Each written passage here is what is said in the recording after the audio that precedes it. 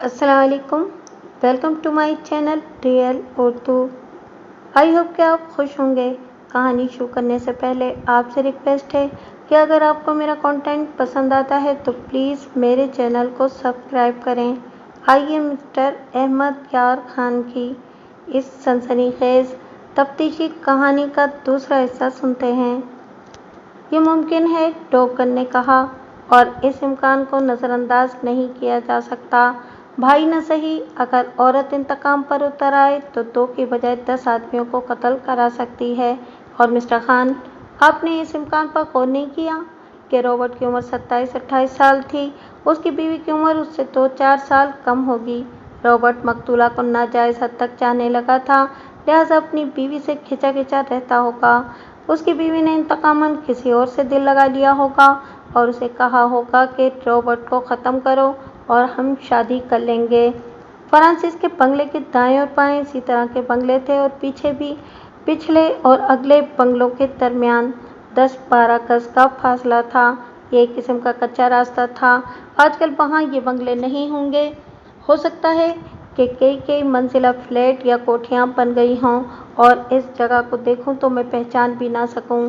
वारदात के ज़माने में ये इलाका वसी मैदान था जिसमें ये बंगले और इन जैसे छोटे क्वार्टरनुमा बंगले बिखरे हुए थे। वहाँ दरख्त भी खासे थे। ये जगह गुंजान आबादी से हटी हुई थी। यहाँ सब एंग्लो इंडियन और हिंदुस्तानी ईसाई रहते थे। हम दोनों वहाँ गए। फ्रांसिस के दाएं और बाएं बंगलों के मकीनों को कत्ल की रात याद दिलाकर पूछा कि उस रात उन्होंने वारदात वाले बंगले में कोई गैर मामूली आवाज़, चीख या शोर शराबा सुना था। उन्होंने जवाब दिया कि कोई गैर मामूली आवाज़ नहीं सुनाई दी। इसके बिल्कुल पीछे जो बंगला था वहाँ गए।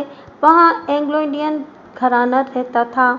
ये मैं आपको बता चुका हूँ कि कातिल पिछवाड़े से वापस गए थे। इनके खून आलूद खुरों का रुख इसी तरफ था। पिछले बंगले के इर्द गिर्द भी गज 1.5 गज ऊंची दीवार थी। इसमें रहने वाले ने कत्ल की रात याद करते हुए बताया कि रात 12 बजे के बाद इसका कुत्ता जो रात को खुला रहता था भौंका। इस आदमी की आंख खुल गई और वो बाहर आया। कुत्ते के भौंकने का अंदाज बताता था कि उसने किसी अजनबी इंसान को बंगले के अहाते में आते देखा है। ये रखवाली वाला कुत्ता था। इलाका खुला था और गुंजान आबादी से दूर, इसलिए चोरी डकैती का खतरा मौजूद था। उस जमाने में आजकल की तरह छोटी छोटी चोरियां नहीं होती थीं। अमीरों के घरों में डकैती की वारदातें होती रहती थीं। बंगलों में रहने वालों ने अपने तौर पर चौकीदारों का इंतजाम कर रखा था और बास के पास रखवाली वाले कुत्ते थे। इस आदमी का कुत्ता रात को भौंका तो वो उठकर बाहर आया। चांदनी रात थी। उसने देखा कि उसका कुत्ता फाटक के अंदर खड़ा भौंक रहा था और एक टांगा फाटक से ज़रा दूर जा रहा था। जहन पर और जोर दें, मैंने उसे कहा। टांगा फाटक के सामने रुका और चला था या आ रहा था और गुजर गया? मैंने ये सवाल इसलिए पूछा था कि इस बंगले का फाटक फ्रांसिस के बंगले के बिल्कुल पीछे था। मुझे ये ख्याल आ गया था कि कातिल टांगे पर आए। टांगा यहाँ रुका, कातिल अंदर गए और अपना काम करके वापस आए। टांगे में बैठे और टांगा चल पड़ा।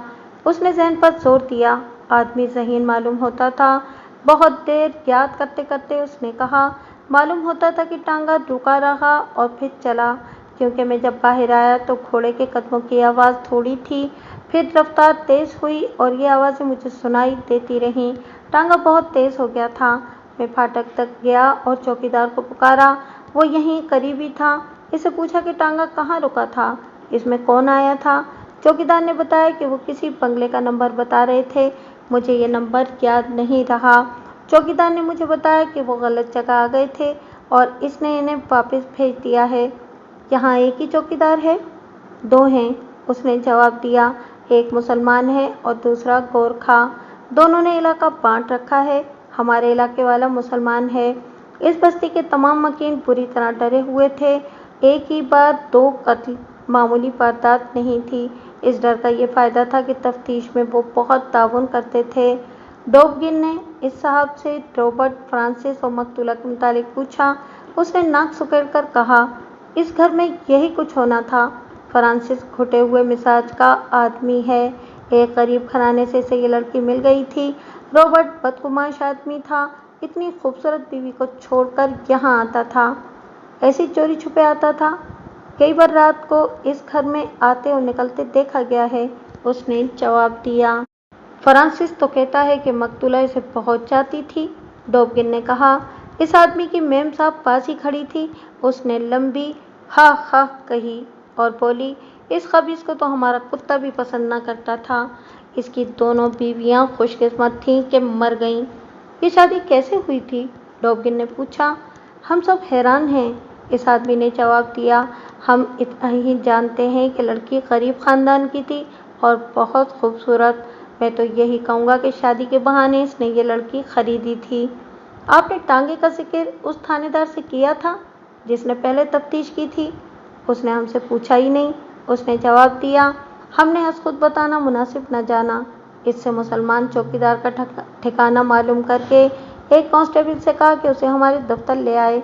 मैं और डॉबकिन की राय लेकर वहाँ से चले कि वारदात में टांगा इस्तेमाल हुआ है और ये भी कि ये किराए के कातिल थे और ये फ्रांसिस के बुलाए हुए थे। अब देखना यह था कि चौकीदार को इनमें से किसी का चेहरा याद है। चांदनी थी, चेहरे याद रखना मुश्किल था। यहाँ टांगे के मुतालिक ये जहन में रखें कि वो ज़माना कारों और मोटरसाइकिलों का नहीं, टांगों का था। टांगे पर भी कोई रुपए पैसे वाला ही सवार होता था, साइकिल किसी किस्मत वाले को नसीब होती थी। चौकीदार के मुतालिक मैंने पहले सोचा ही नहीं था। शहरों में चोरी और डकैती की अक्सर वारदातें चौकीदारों को साथ मिलाकर की जाती थीं। दोहरे कत्ल की इस वारदात में भी जब चौकीदार का जिक्र आया तो मेरे कान खड़े हो गए। मैंने डॉबकिन को बताया कि अक्सर वारदातों में चौकीदार भी इस्तेमाल होते हैं। डॉबकिन ने कहा, मैं जानता हूँ, 3 साल से हिंदुस्तान में हूँ। इससे पहले चौकीदार मेरे जहन में आया ही नहीं था। चौकीदार आ गया। दिल्ली के गिरदोनवा का रहने वाला साबिक फौजी था, अपने आप को पठान कहता था, अधेड़ उम्र आदमी था। मैंने इसे पुलिस की शक की निगाहों से देखा। जिस्म का फुर्तीला था। इससे जब बातें हुई तो पता चला कि जिस्म की निस्बत ज़बान का ज़्यादा तेज़ है। इसे कत्ल की रात याद दिलाकर पूछा कि उस टांगे में कौन आया था। उसने बताया कि कोई देसी थे। उसने कोई नंबर बताकर कहा कि इस बंगले की तलाश में थे। मैंने पूछा कि अगर इनमें से कोई इसके सामने आए तो वो इसे पहचान लेगा? उसने कहा कि नहीं पहचान सकेगा। मैंने उससे बहुत सी बातें पूछीं। उसके जवाबों से मालूम हुआ कि वो रात भर जागता है, आते जाते लोगों को देखता रहता है। उसे मालूम था कि फ्रांसिस दौरे पर गया हुआ था और घर में उसकी बीवी अकेली है। मेरे पूछने पर उसने बताया कि फ्रांसिस दौरे पर जाते हुए उसे कह गया था कि उसके घर का ख्याल रखे और उसने घर का ख्याल रखा। मैंने उससे पूछा कि कत्ल की रात उसने फ्रांसिस के घर किसी को जाते या आधी रात के वक्त वहाँ से किसी को निकल कर जाते देखा था? उसने नफ़ी में जवाब दिया और ये भी कहा कि साहब लोग और उनकी मेमें रात देर तक आती रहती हैं। मैं सिर्फ मशकूक आदमियों पर नज़र रखता हूँ। कत्ल की रात तुम कहाँ थे? मैंने पूछा। तुम झूठ बोलते हो कि सारी रात जागते रहते हो। उस रात गोरखा चौकीदार छुट्टी पर था, उसने जवाब दिया। उसकी तबीयत ठीक नहीं थी। मैंने उसे कहा था कि तुम 1-2 रात छुट्टी कर लो, मैं तुम्हारे इलाके का ख्याल रखूँगा। कातिल उस वक्त आए होंगे जब मैं गोरखे के इलाके में चला गया था। उसने बहुत सी बातें की। उसने अफसोस और शर्म का इजहार भी किया कि उसके इलाके में कत्ल की वारदात हो गई है। मैंने और डॉबकिन ने उस पर बहुत जिरा की। उसने बड़े अच्छे जवाब दिए। वो न घबराया हुआ था न डरा हुआ। उसने हमारा शक रफ़े कर दिया। डॉबकिन ने मकतूला के वालिदैन से मिलने का प्रोग्राम बनाया। मैंने उसे मशवरा दिया कि उसके वालिदैन झूठ बोल सकते हैं, पहले कहीं और से मालूम किया जाए कि ये शादी हुई कैसे। डॉबकिन की नज़र गहरी थी। वो अपनी और एंग्लो इंडियन बिरादरी के रस्म व रिवाज से वाकिफ़ था। उसने कहा कि उसे पादरी से मिलते हैं जिसने शादी कराई थी। पादरी का नाम पता मालूम कर लिया गया और हम पादरी के यहाँ गए। ये जहन में रखें कि हमारी शादियाँ किस तरह होती हैं। यूँ भी होता है कि लड़की ना हाँ कहती ना उसके मुँह से ना निकलती है और ये कह दिया जाता है कि लड़की ने इस लड़के को कबूल कर लिया है। लड़की गठरी बनी हुई होती है, वो हाँ या ना में सर हिलाए तो भी पता नहीं चलता। ईसाइयों के यहाँ यूँ नहीं होता। गिरजे में लड़का और लड़की पादरी के सामने खड़े होते हैं। लड़की का चेहरा भी नंगा होता है। मेहमान देख रहे होते हैं। पादरी बुलंद आवाज़ से ईजाब व कबूल कराता है। लड़की और लड़के की आवाज़ सबको सुनाई देती है। हम पादरी से मिले। वो खालिस अंग्रेज़ था। डॉबगिन ने अपना और मेरा तारुफ कराया और मुलाकात का मुद्दा बयान किया। डॉबगिन ने उसे कहा कि 2 साल गुजरे, फ्रांसिस ने मकतूला के साथ शादी की थी। क्या पादरी को याद है कि हिजाब कबूल के वक्त लड़की खुश थी? यानी पादरी ये कह सकता है कि लड़की ने मोहब्बत की खातिर फ्रांसिस को कबूल किया था। 2 साल गुजर गए हैं, पादरी ने कहा। इस अरसे में कई शादियां करा चुका हूँ। हर दुल्हन और दूल्हा के चेहरे पर खुशी और मुस्कुराहट होती है। मैंने कभी गौर से नहीं देखा कि किसी के चेहरे पर क्या गैर मामूली तासुर आता है। ताहम आपके सवाल का जवाब देने की कोशिश करूँगा। मैंने 2 ही साल पहले इस लड़की की शादी फ्रांसिस से कराई थी। रॉबर्ट की शादी इससे 2 साल पहले मैंने ही कराई थी। मैं जब दोनों के जनाजों के साथ कब्रिस्तान तक गया तो मेरे दिल पर बड़ा ही नागवार बोझ था। एक ये कि बदकारी का अंजाम कितना भयानक होता है। ये दोनों कत्ल हो गए और 1 या 2 आदमी फांसी पर चढ़ा दिए जाएंगे। दूसरे जिस ख्याल ने मुझे बहुत दुख दिया वो ये था कि लड़की अपने गुनाह की जिम्मेदार खुद नहीं थी। आज आपके जहन में जो सवाल पैदा हुआ है ये लड़की के जनाजे पर मेरे जहन में पैदा हुआ था। मुझे वो वक्त याद आया जब ये लड़की दुल्हन बनी फ्रांसिस के साथ मेरे सामने गिरजे में खड़ी थी। मैंने हिजाब कबूल कराया तो लड़की ने मेरे सवाल के जवाब में कह तो दिया था कि वो फ्रांसिस को अपना खामिद तस्लीम करती है और सारी उम्र उसकी वफादार रहेगी, लेकिन उसने मुसर्रत से मुस्कुराने की बजाय सर झुका लिया था। मुझे अच्छी तरह याद है कि इतनी हसीन और पुरकशिश लड़की के चेहरे पर उदासी थी। मैं इनका मजहबी पेशवा हूँ, मुझे ऐसी बात कहनी तो नहीं चाहिए, लेकिन कत्ल का मुअम्मा हल करने के लिए कोई बात छुपा भी नहीं सकता। फ्रांसिस इस काबिल नहीं था कि ये लड़की उसे पसंद करती। एक आम शहरी की हैसियत से आपने ये मालूम करने की कोशिश की होगी कि इस बेजोड़ शादी का पस मंज़र क्या है? डॉबगिन ने पूछा। मैं इन लोगों के ज़ाती मामलात को नहीं कुरेदा करता, पादरी ने जवाब दिया, लेकिन ये शादी ऐसी थी कि चेमोगोइयाँ हुईं जो मेरे कानों में भी पड़ी। लड़की के वालिदैन ने किसी मजबूरी के तहत अपनी लड़की फ्रांसिस को दी थी। मजबूरी गालिबन माली थी। फ्रांसिस इस खानदान पर छा गया था। यह भी सुनने में आया था कि लड़की का बाप दफ्तर में गबन के जुर्म में धर लिया गया था, लेकिन उसे कोई सज़ा न मिली। मामला गालिबन दबा दिया गया था।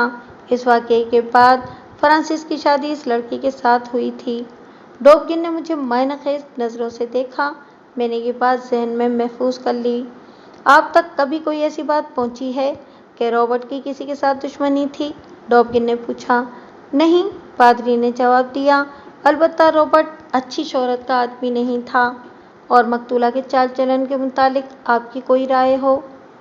जैसी सब एंग्लो इंडियन लड़कियां होती हैं, पादरी ने जवाब दिया। मैं सनद तो नहीं दे सकता कि इसका चाल चलन अच्छा था और मैं बुरा भी नहीं कह सकता। इन लोगों में ये खराबी है कि अपने आप को मुकम्मल बरतानवी अंग्रेज़ समझते हैं। इस कोशिश में वो अपने वतन की तहजीब को फरामोश कर बैठते हैं। मैं इन्हें कहा करता हूँ कि तुम्हारा मज़हब ईसाईयत और तुम्हारा वतन हिंदुस्तान है। अपनी तहजीब से नफ़रत ना करो और सच्चे ईसाई बनो। मगर ये लोग सच्चे ईसाई बनने की बजाय अंग्रेज़ बनने की कोशिश करते और गुमराह होते हैं। मकतूला के मुतालिक आप शायद वसूख से नहीं बता सकते कि चाल चलन की अच्छी थी या बुरी? डॉबगिन ने कहा। नहीं, पादरी ने जवाब दिया। इसकी शादी से पहले और बाद में मुझे बाज़ अफराद ने शिकायत के लहजे में कहा था कि इस लड़की के ताल्लुकात एक मुसलमान अमीरजादे के साथ हैं। उसने मेरी तरफ देखकर कहा, अगर आपको बुरा लगे तो मुझे माफ़ कर देना। जिस तरह आप पसंद नहीं करते कि आपके मज़हब की लड़की हमारे मज़हब के किसी आदमी के साथ मोहब्बत करे, इसी तरह हमारे यहाँ भी ये मायूब समझा जाता है कि ईसाई लड़की किसी गैर मज़हब के आदमी के साथ ताल्लुकात रखे। मैंने दिल में उसे माफ़ करते हुए कहा, आप इस अमीरजादे का नाम वगैरह बता सकते हैं? नहीं, उसने जवाब दिया। मैंने इस लड़की से कहा था कि वो गैर मज़हब के किसी आदमी के साथ दोस्ती ना लगाए। उसने मुझे साफ अल्फाज में बताया था कि इस आदमी के साथ उसकी मोहब्बत पाक साफ है और वो इसे ईसाई बनाकर उसके साथ शादी करेगी। ये उसकी शादी से पहले का जिक्र है। उसने कहा था कि ये मुसलमान अपना मज़हब छोड़ने के लिए तैयार है। मैंने उसे ये भी कहा था कि तुम जज्बात में आकर अपना मज़हब छोड़ बैठोगी। उसने कहा था कि वो ईसाई ना हुआ तो वो इस आदमी को दिल से उतार देगी। इसके बाद उसकी शादी फ्रांसिस के साथ हो गई। میرا خیال تھا کہ ہم پادری کے پاس آ کر محض وقت ضائع کریں گے۔ میں نے پادری سے رخصت ہو کر اپنے دفتر کے راستے میں ڈوبگن سے کہا، لیکن یہاں سے کام کے سراغ مل گئے ہیں۔ مجھے یقین ہونے لگا ہے کہ ہم اسی راستے پر جا رہے ہیں جس پر قاتل بھاگا جا رہا ہے۔ ڈوبگن نے کہا، اب ہمیں مقتولہ کے والدین کے پاس جانا چاہیے۔ میرا خیال ہے کہ مقتولہ کی شادی اس لیے فرانسس کے ساتھ کر دی گئی تھی کہ وہ اس مسلمان امیر زادے سے ہٹ جائے۔ اس صورت میں لڑکی اس مسلمان کے ساتھ فرار ہو سکتی تھی۔ میں نے کہا، مسلمان امیر زادے کی محبت والا قصہ ضمنی اور غیر اہم لگتا ہے۔ شام کھانے کے بعد ہم مقتولہ کے والد کے گھر کا اتا پتہ لے کر وہاں گئے۔ وہ فرانسس کے گھر سے دور رہتا تھا۔ اس کا گھر دیکھ کر ہی ہم جان گئے کہ غریب آدمی ہے۔ وہ بھی اینگلو انڈین تھا، 3 کمروں کے مکان میں رہتا تھا۔ ہمیں اس نے جس کمرے میں بٹھایا، وہاں کا فرنیچر اس کی مالی مجبوریوں کی داستان سنا رہا تھا۔ وہ اپر گریڈ کلرک تھا۔ اولاد اتنی زیادہ تو نہیں تھی، لیکن پینے پلانے اور اپنے آپ کو انگریز ثابت کرنے میں تنخواہ ختم ہو جاتی تھی۔ اس کا بیٹا کوئی نہیں تھا، 3 لڑکیاں تھیں۔ مقتولہ سب سے بڑی تھی۔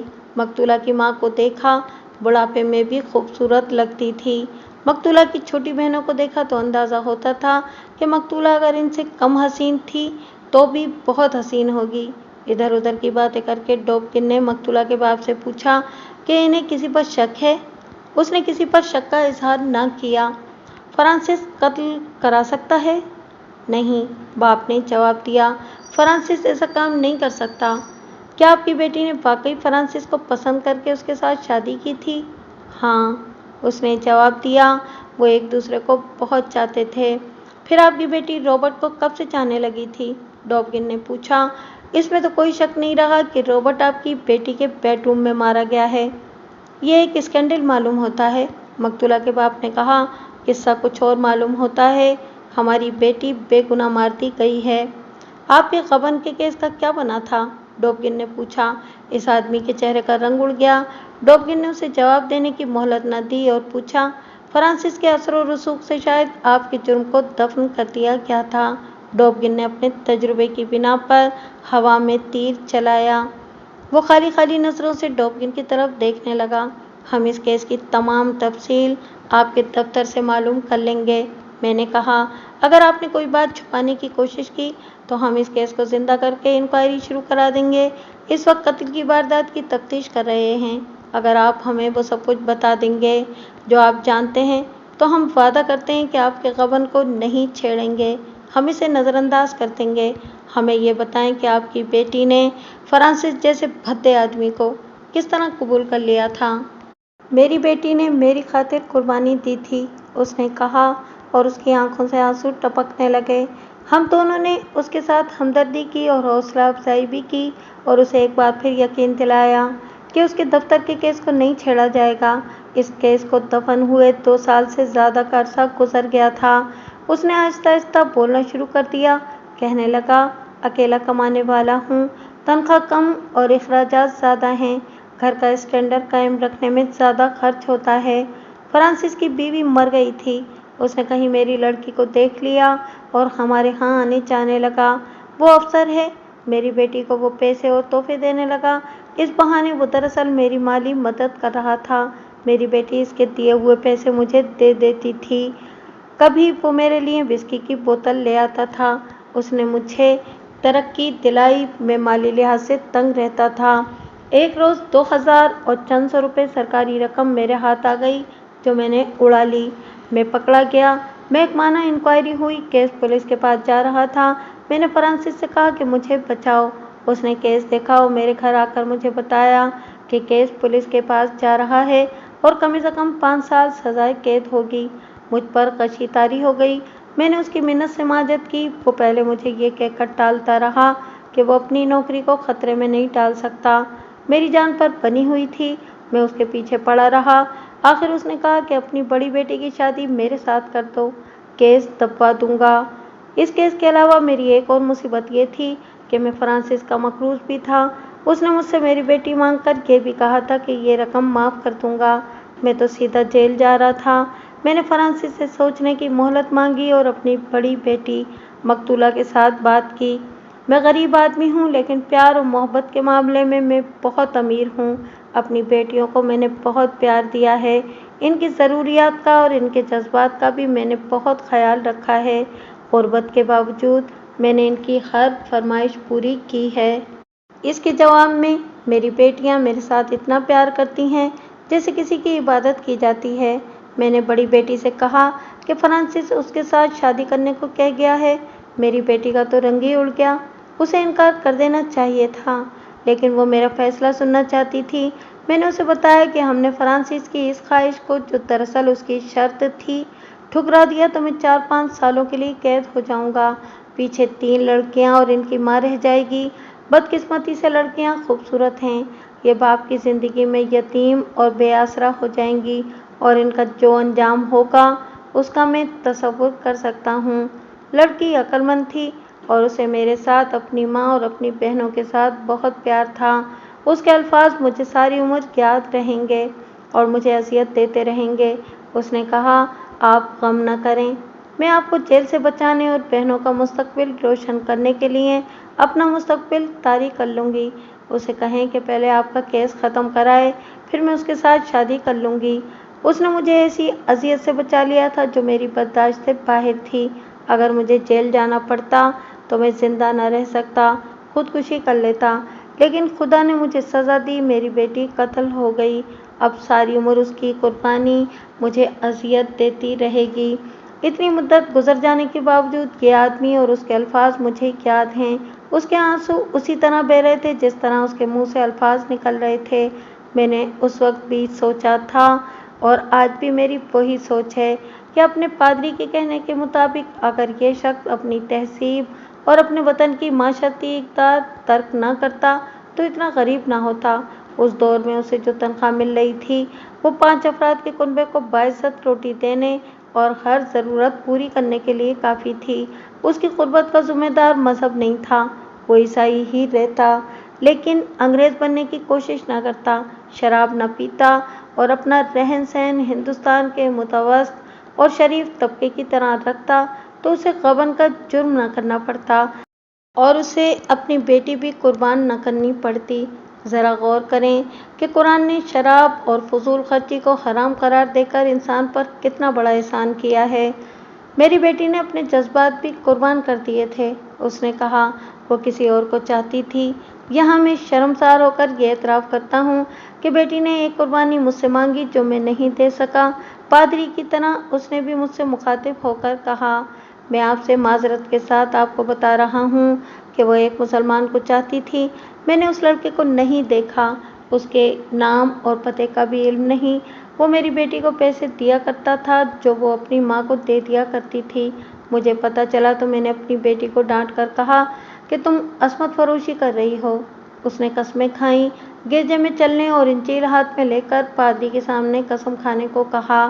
اس نے مجھے بتایا کہ وہ بہت امیر آدمی ہے اور ان کی محبت پاک ہے اور وہ شادی کا عہد کر چکے ہیں۔ بیٹی نے یہ بھی بتایا کہ یہ آدمی عیسائیت قبول کرنے کو بھی تیار ہے۔ میں نے اسے کہا کہ ان امیر زادوں کا کوئی مذہب نہیں ہوتا، اور جب انسان پر محبت کے جذبات کا غلبہ ہو جاتا ہے تو مذہب بے معنی ہو کے رہ جاتا ہے۔ میں نے بیٹی سے کہا کہ عورت کے جذبات زیادہ نازک ہوتے ہیں، اس لیے ہوگا یہ کہ تم مسلمان ہو جاؤ گی۔ اس کے بعد فرانسس آن ٹپکا اور میری بیٹی نے اپنا مستقبل اور اپنے جذبات قربان کر دیے۔ اور یہ مقتول رابرٹ کہاں سے آن ٹپکا؟ ڈوبگن نے پوچھا۔ میں نے آپ سے کہا تھا کہ یہ کوئی اسکینڈل معلوم ہوتا ہے، اس نے جواب دیا، لیکن میں اسے رد عمل یا انتقام بھی کہوں گا۔ فرانسس خشک طبع اور بیہودہ آدمی ہے۔ اس نے میرا کیس تو دفتر میں ہی ختم کرا دیا تھا اور مجھے قرض بھی بخش دیا تھا۔ اس کے بعد میری بیٹی نے اس کے ساتھ شادی کر لی، مگر اس نے میری بیٹی کی قدر نہ کی، اس کے ساتھ بہت برا سلوک کرتا رہا۔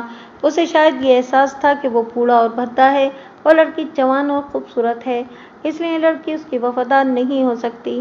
وہ لڑکی پر بے بنیاد الزام تھوپتا رہتا تھا۔ میرا خیال ہے کہ لڑکی نے انتقاماً اپنے جذبات کو مارنے کی بجائے ان کی تسکین کا درپردہ انتظام کر لیا تھا۔ آپ کو کبھی پتہ چلا تھا کہ مقتولہ اس مسلمان سے ملتی ملاتی تھی یا قطعی تعلق کر لیا تھا؟ نہیں، اس نے جواب دیا۔ बहरहाल मैं वसूख से कुछ नहीं कह सकता। हमने मकतूला की छोटी बहन से और माँ से भी पूछा कि वो उस मुसलमान को जानती हैं जिसे मकतूला चाहती थी। वो नहीं जानती थीं। हम वहाँ से आए तो मेरे जहन में इस मुअम्मे का जो हल आ रहा था वो यूँ था कि लड़की ने इस मुसलमान अमीरजादे को मायूस किया और फ्रांसिस जैसे भद्दे आदमी के साथ शादी कर ली, फिर रॉबर्ट के साथ दोस्ताना कर लिया। मुसलमान को पता चल गया और उसने दोनों को कत्ल करा दिया।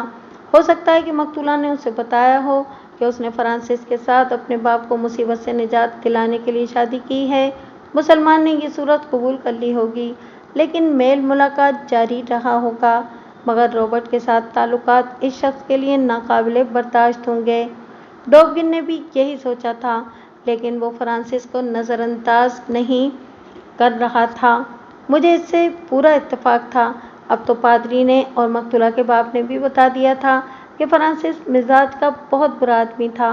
पुलिस की निगाह में उसमें कत्ल करने या कराने का मादा मौजूद था। वो अपने मकान में नज़रबंद था। तफ्तीश के दौरान हम एक ही बार उसके पास गए थे और उसे एक वाले जुर्म के लिए तैयार करने की कोशिश की थी। उसे सज़ा से बचने का तरीका भी बताया था।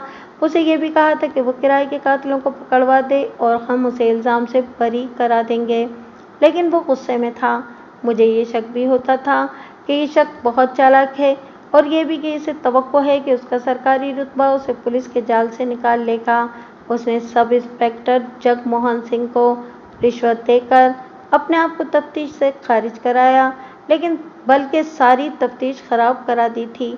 उसका ये इक़दाम उसके खिलाफ हमारे शक को यकीन में बदल रहा था। हम रॉबर्ट के घर गए। रॉबर्ट जवानी में कत्ल हो गया था। उसका बाप हमें देखते ही वाही तबाही बकने लगा। दरअसल उसकी कोशिशों से तफ्तीश थाने से निकलवा कर हमें दी गई थी। उसने पहले तो मकतूला के बाप को बुरा भला कहा। वो कहता था कि बाप शराबी और चोर है। उसने रुपये पैसे के लालच में लड़की फ्रांसिस जैसे जंगली भैंसे को दे दी। लड़कियां बदचलन हैं। इस लड़की ने हमारे बेटे को फांस लिया। इसके साथ ही उसने एक मुसलमान ठेकेदार को फांस रखा था। फ्रांसिस को पता चला तो उसने बीवी को तलाक देने की बजाय उसे और हमारे बेटे को कत्ल करा दिया। उसने पसमानदा और गंवार हिंदुस्तानियों वाली हरकत की। लेकिन आपका बेटा फ्रांसिस की गैर हाजिरी में रात को उसके बेडरूम में क्या कर रहा था? वो लड़की बदमाश थी, बाप ने कहा। लड़की ने बुलाया होगा। इससे हमने जो कुछ भी पूछा उसने उल्टा और बेमायनी जवाब दिया। ये भी पूछा कि वो मुसलमान कौन है। इसे भी उसका नाम वगैरह मालूम नहीं था। हमने इसे कहा कि हम रॉबर्ट की बीवी के साथ अलीहदगी में बात करना चाहते हैं। उसने इस लड़की को हमारे पास भेज दिया। इसकी उम्र 23-24 साल थी। ख़ास तौर पर खूबसूरत नहीं थी। वो उदास थी, लेकिन इसकी आंखों में आंसुओं की नमी तक नहीं थी, होना भी नहीं चाहिए थी। वो हिंदू नहीं थी कि सारी उम्र उसे बेवगी में काटनी थी, और मुसलमानों वाली बिरादरी की पाबंदियों से भी आज़ाद थी। वो दूसरी शादी की सोच रही होगी। इस वारदात के मुतालिक कुछ बता सकती हो? डॉबगिन ने पूछा। मैं कोई नई बात नहीं बता सकती, उसने जवाब दिया। आपको मालूम है, सबको मालूम है कि रॉबर्ट फ्रांसिस के बेडरूम में उसकी बीवी के साथ कत्ल हुआ है। उसे कत्ल होना ही था। अगर कत्ल न होता तो या फ्रांसिस अपनी बीवी को तलाक दे देता या मैं रॉबर्ट से तलाक ले लेती।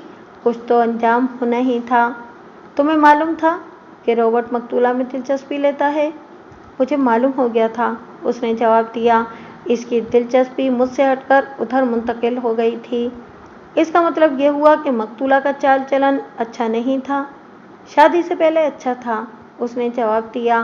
फ्रांसिस के कब्जे में आकर वो बिगड़ गई। तुम इतने यकीन के साथ बात कर रही हो, मैंने कहा। क्या तुमने सुनी सुनाई पर यकीन कर लिया है? नहीं, वो बोली। वो मेरी क्लास फेलो थी। हम हमराज सहेलियां थे।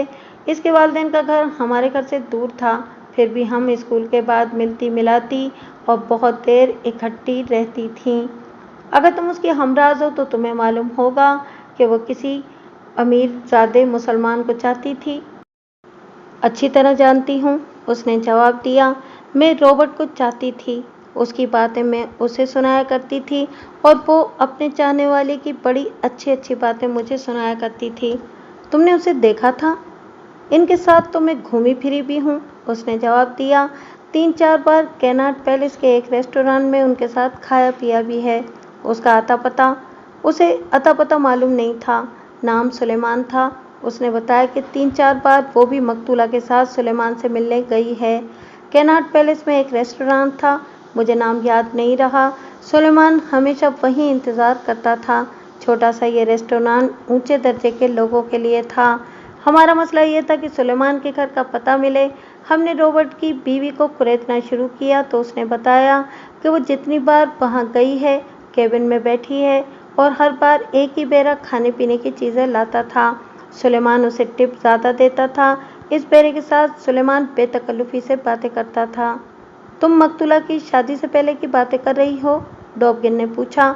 शादी के बाद भी वो सुलेमान से मिलती रही थी? हाँ, उसने जवाब दिया।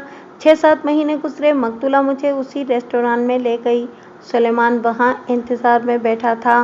मकतूला ने मुझे बताया था कि फ्रांसिस के साथ शादी करने के बाद वो पहले की तरह सुलेमान से मिलती रहती थी। उसने सुलेमान को बता दिया था कि उसने बाप की खातिर शादी की है और ये एक कुर्बानी है।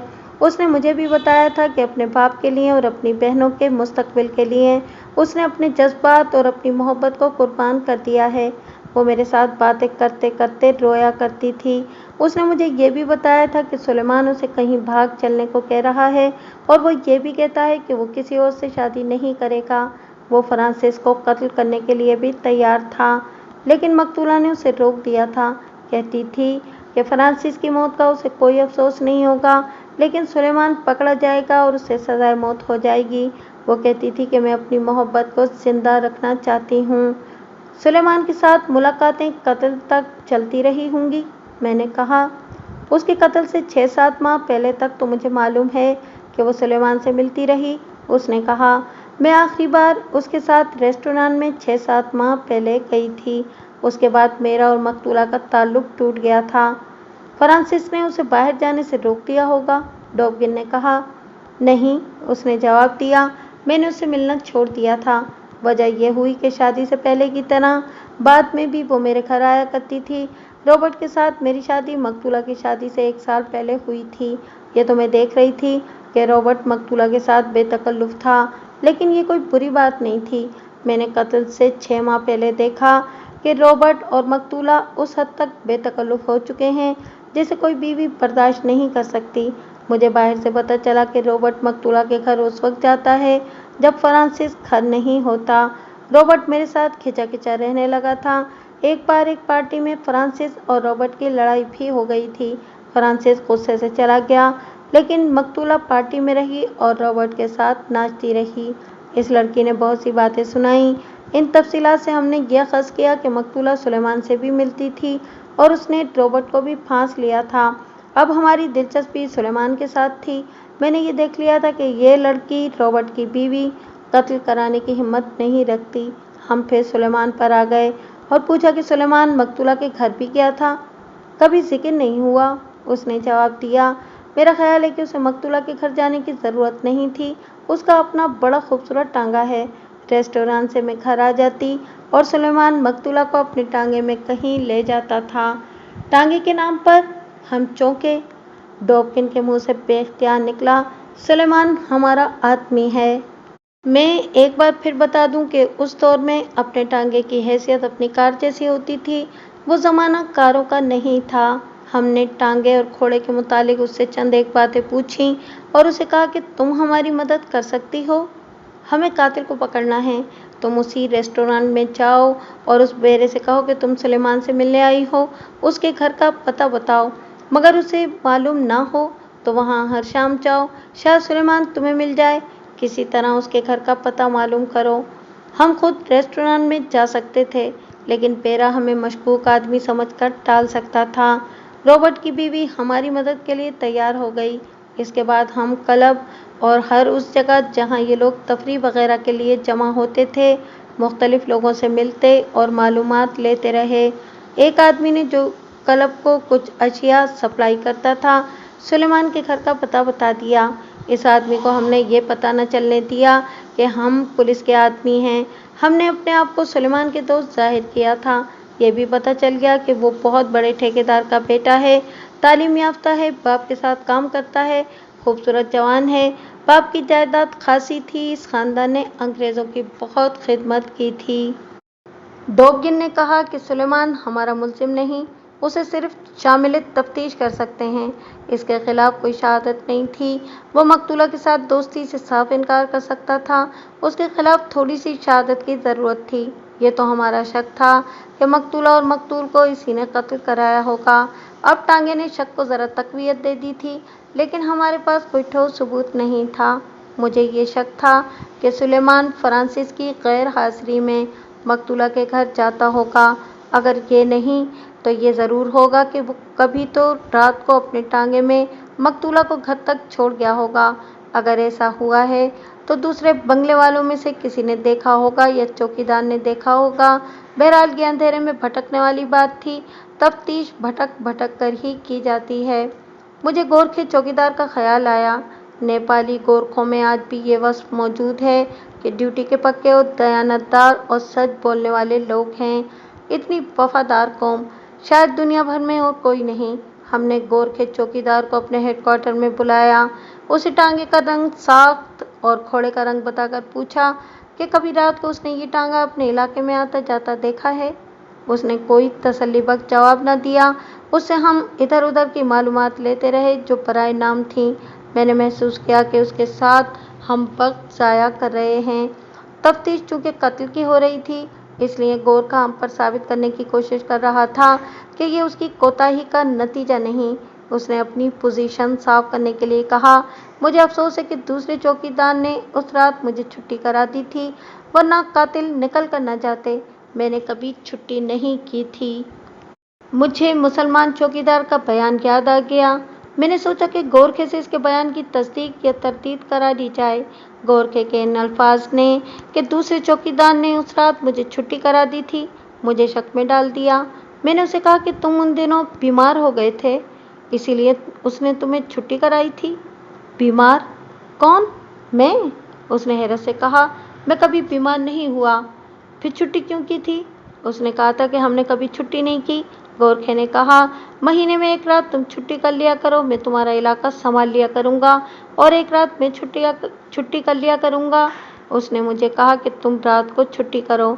तुम कब से यहाँ चौकीदारी कर रहे हो? मैंने पूछा। और वो कब से है? कोई 3 साल हो गए हैं, उसने जवाब दिया, और वो मुझसे पहले का है। हमें तनख्वाह बंगलों के साहब लोग देते हैं। हम उर्दू में बातें कर रहे थे जो डोबगिन अच्छी तरह समझता था। उसने गोरखे को बाहर बैठने को कहा। फिर हमने इस पर गौर किया कि मुसलमान चौकीदार ने कहा था कि गोरखा बीमार था।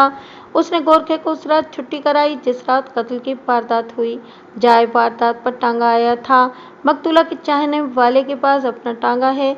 हमने गोरखे के साथ एक कांस्टेबल भेज दिया कि मुसलमान चौकीदार को अभी साथ ले आओ। गोरखे को मालूम था कि वो कहाँ रहता है। वो कोई 2 घंटे बाद आया। मैंने उससे कहा कि अब झूठ बोलने से पहले ये सोच लेना